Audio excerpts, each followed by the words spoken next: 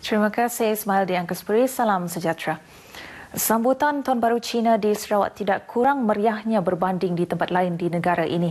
Yang di-Pertua Negeri Tun Pehin Sri Abdul Tim Mahmud dan isteri Tuan Puan Datuk Patinggi Ragat Kurdi Taib sempat meluangkan masa melakukan kunjungan Tahun Baru Cina ke kediaman ahli politik dan juga ahli perniagaan sekitar Kuching.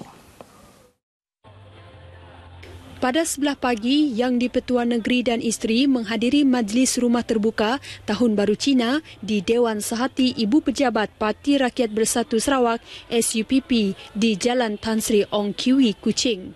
Rumah terbuka itu dihadiri kira-kira 2,000 orang yang terdiri daripada pelbagai lapisan masyarakat dari sekitar Kuching.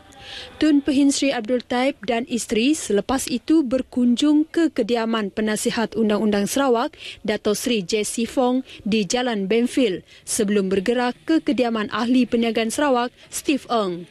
Kunjungan Tahun Baru Cina itu kemudiannya diteruskan ke kediaman Ahli Majlis Bandaraya Kuching, Dato' Wee Ho Seng.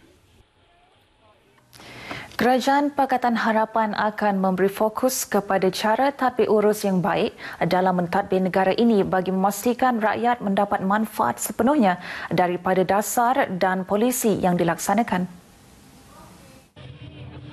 Timbalan Menteri Perdagangan Dalam Negeri dan Hal Ehwal Pengguna Chong Chen Jen berkata, kerajaan yang mengamalkan tadbir urus yang baik penting agar rakyat dapat menikmati manfaat daripada pelbagai usaha yang dilakukan kerajaan.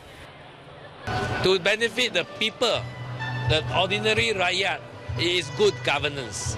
Alright, good governance, transparency, no corruption, and equitable policy. So that is the one that we should be focusing, right? Because we want the benefit actually to go to the people and not to the elite of the states. Okay. Chong yang juga pengurusi Pakatan Harapan Sarawak menegaskan pendekatan pentadbiran tersebut perlu diutamakan agar rakyat keseluruhannya mendapat faedah utama dalam segala bidang dan bukan hanya golongan elit. Beliau ditemui pemberita pada Majlis Rumah Terbuka Tahun Baru Cina di Sekolah Jenis Kebangsaan Cina Chunghua No. 3 Padungan di Kuching. Rumah terbuka yang turut dihoskan oleh Ahli Parlimen Bandar Kuching Dr. Kelvin Yee yang bermula pukul 10 pagi hingga 3 petang dihadiri pelbagai lapisan masyarakat. Sementara itu, Chong berharap tahun ini akan membawa kebahagiaan, kemakmuran dan kekayaan kepada seluruh rakyat Sarawak. Di Miri, amalan rumah terbuka semasa musim perayaan Tahun Baru Cina memberi peluang kepada masyarakat Tionghoa meraihkan sambutan berkenaan dalam suasana harmoni bersama masyarakat pelbagai kaum.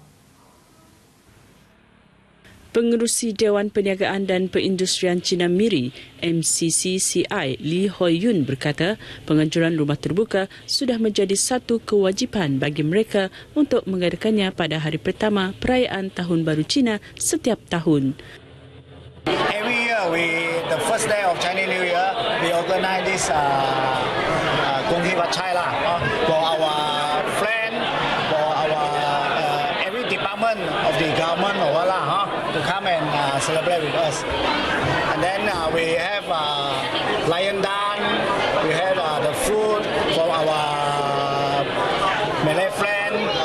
Every year they cook for us. And then I wish everybody have a happy New Year and really prospective and the most important is healthy and then to bring our layak more harmony and more peace. Beliau berkata demikian kepada pemberita pada Majlis Rumah Terbuka MCCCI di Miri. Katanya MCCCI mengambil peluang berkenaan untuk beramah mesra bersama rakan-rakan dan masyarakat setempat. Jelas beliau, tradisi rumah terbuka bukan sahaja memeriahkan sambutan sesuatu perayaan tetapi juga mengeratkan perpaduan masyarakat pelbagai kaum di Sarawak dan Malaysia secara keseluruhannya. Jabatan Kastam Diraja Malaysia JDKM Limbang yakin dapat mengurangkan aktiviti penyeludupan barangan termasuk kesalahan kenderaan tanpa permit serta pas kenderaan tamat tempoh. Ia berikutan timbul kesedaran masyarakat terhadap penguatkuasaan undang-undang yang ketat akan dikenakan ke atas pesalah.